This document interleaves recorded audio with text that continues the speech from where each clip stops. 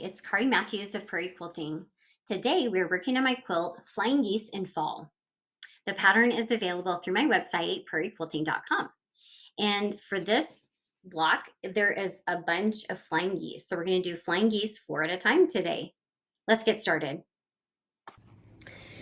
Okay, first we're going to start with, we have these big half square triangles here. And so we're going to be combining them with the short sides together. Okay, so that we'll have a big triangle like that.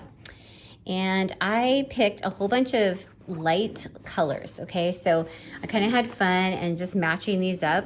I've got a yellow and a gray. And so just have fun playing with your scraps and putting them together. All right, I'm gonna go ahead and start with the squared off corner.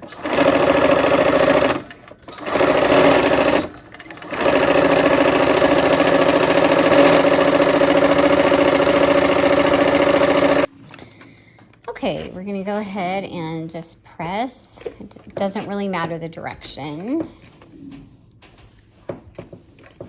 We're trying not to distort the fabric. Okay, and then I'm gonna go ahead and clip off those corners. So now we're gonna be doing flying geese 4 at a time. And the fun scrappiness of this quilt is you go through scraps and kind of, I picked a kind of a fall palette, but I love to throw in a few things like some turquoise and like a lime green and just kind of a few different colors. That this is kind of, it's kind of a berry color. So I like to mix it up, and I'm gonna go ahead and draw diagonal lines on, there's 4 of these darker squares for each lighter, bigger square, okay? So we're just gonna go ahead and draw diagonal lines on the back sides, and we're gonna sew 1/4 inch from both of those, from both sides of the line.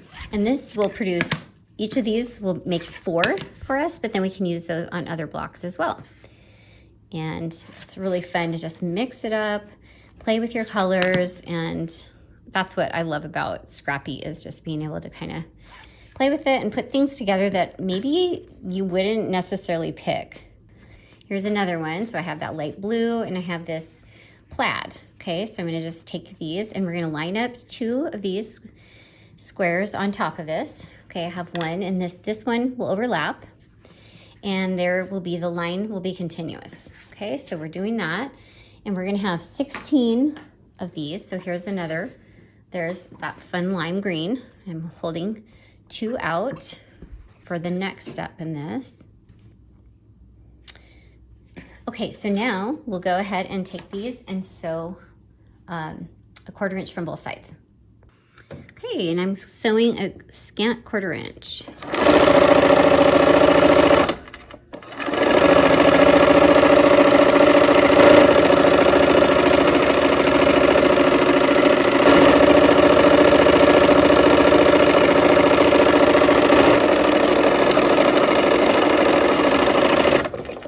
All right, so now we're gonna go ahead and come back the other direction.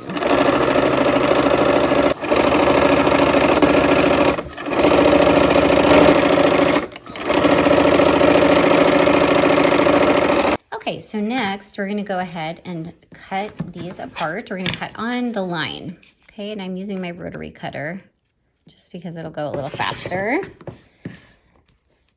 So I love to watch the geese in the fall. That's this Flying Geese in the Fall is the name of this quilt, and I love to watch those geese. Sometimes it seems like they're going the wrong direction, though.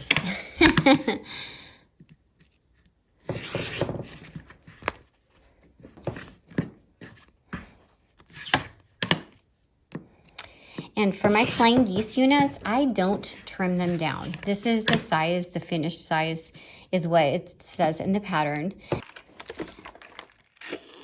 Okay, so we're gonna go ahead and press toward those little, you know, whatever color it is, the dark colors. Let's just put it that way. We'll press toward the dark. So we end up with these heart-looking pieces.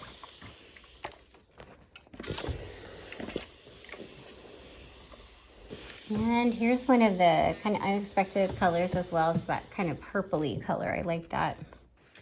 Okay, so now we have the fun. We get to match up all these with the same color. So we want all of these darks to be the same for each light, okay? We are putting the line here, okay? We're putting it in the corner and it's gonna be perpendicular to this line, the seam that we've already sewn, okay?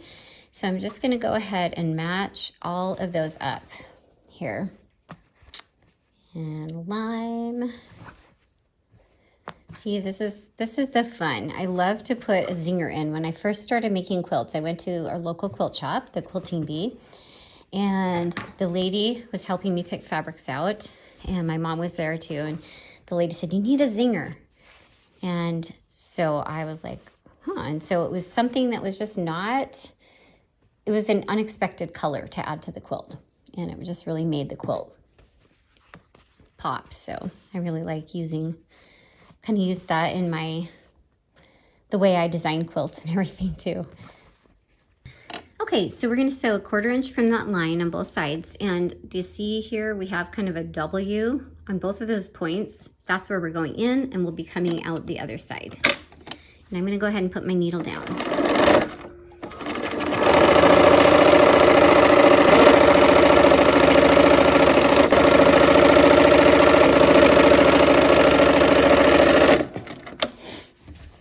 All right, now we're gonna come back the other way.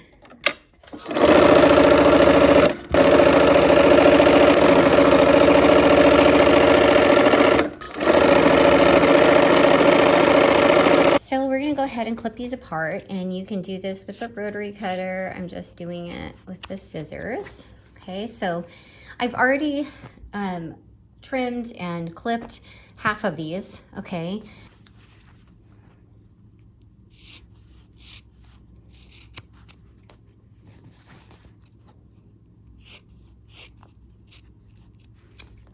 Okay, so now we have one of each color in each of these piles.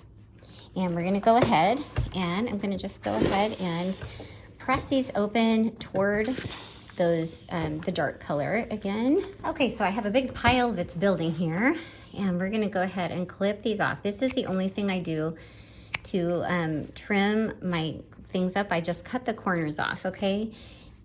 A lot of flying geese units. This is good flying geese practice. But it's such a pretty quilt. And so fun. If you love Scrappy, this is a great one. Okay, so here are my 64 flying geese. I'm gonna put this pile off. We can use those in other blocks.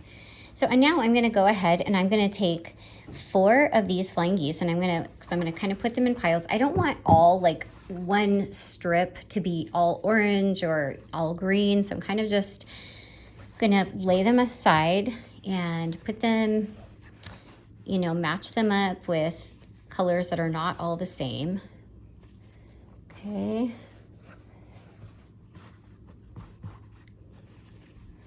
So I kind of do controlled Scrappy. Okay, so I have them in groups of 4.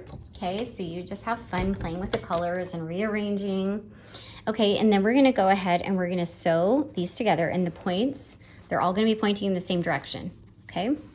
So I'm gonna go ahead, and this is where, if they're not exactly perfect, I'm aiming for where this intersection is. I wanna go just shy of it, so I have a good point on that, okay? And I like to sew from the side of the point, okay? So I'm just gonna go ahead and group these together. Now this one, this one on the bottom is a little bit bigger, but you know what? We're gonna kind of stretch this a little bit and make that work, okay? That's how I sew. And last one. And I'm sewing with my scant 1/4 inch and trying to aim just a hair on the outside of that point there.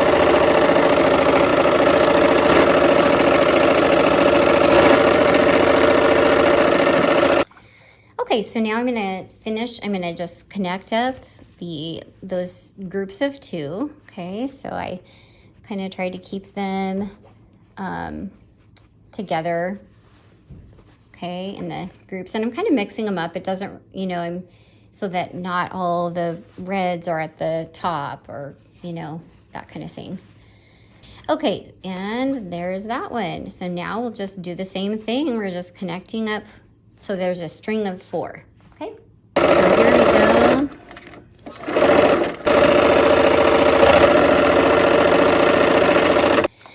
Okay, so we're gonna go with the point. Do you see how the fabric just wants to go that way? That's the way we're gonna go with it, okay? And that will give us the best points. Go this way. Okay, so now we have 4 strips, okay? So these are, it's gonna form like an X, basically. And so you know what? I have kind of this bluey purple. I'm gonna put those opposite each other, and these ones opposite each other. And then we have a square in the middle.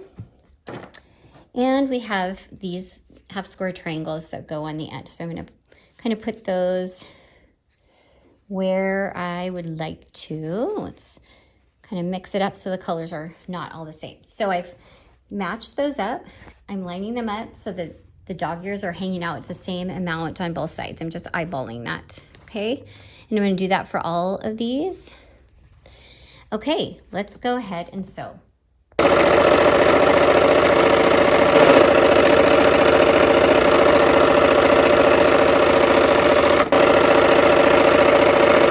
Okay, for pressing these, we're gonna go toward that triangle. All right, and we'll go ahead and trim these off as well. All right, so I have laid this block out, okay, and it's kind of in diagonal rows here, okay? So we're gonna start out, I've laid out the half square triangle units, and I've kind of tried to balance my colors out a little bit here. And we're gonna go ahead and connect up these 2, okay? And then we'll connect up these 2. So we're just putting them in rows, basically, okay? And then we're gonna connect this blue square to 2 of these strips, okay? So we're gonna just go ahead and sew those 3. All right.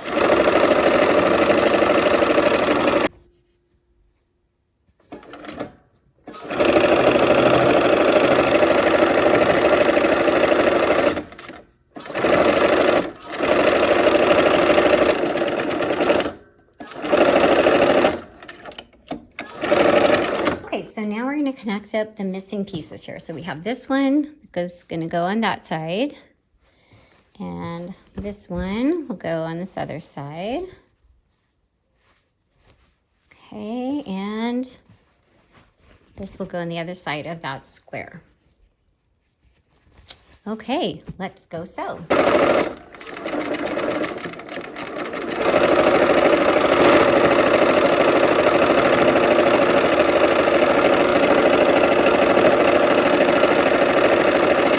Okay, so we have all the rows connected, and now we're going to go away from that flying geese strip on all of these rows. Okay, so there's less bulk going that way, and we are going with less. So this one will go toward that square in the middle.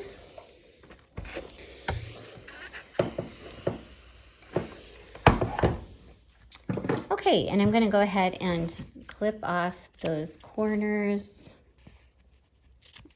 Okay, so now we have the diagonal rows. So now we're just gonna sew them into diagonal rows. Okay, and I'm gonna use a couple pins here because we have some intersecting seams just around that center part. Okay. Okay, let's sew that seam.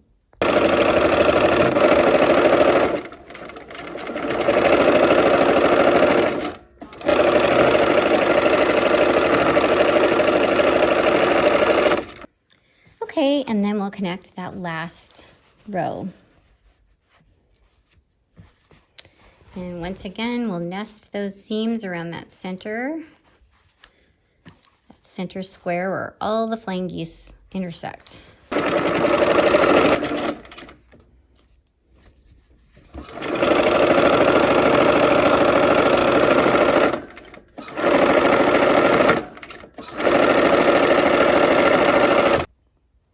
So let's go ahead and press. And in this case, I think I'm gonna go ahead and actually I'm gonna press it. I'm gonna smash my seams down. So I'm pressing it 2 directions. So I'm pressing away from the flying geese, but here I want the point, so I'm going toward it, and I'm just smashing that where the bend in it. I'm smashing it down. I'm doing that for all of these, okay? And when you quilt it, it's gonna be just fine. Okay, so those seams are going different directions, like twice I crossed over and did that, okay? And you can't even tell from the front side. So let's clip off those last corners, okay? And then our block is done.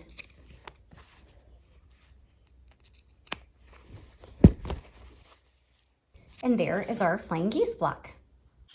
All right, our blocks are finished. I hope you had fun, and I hope to see you soon for another project. Take care.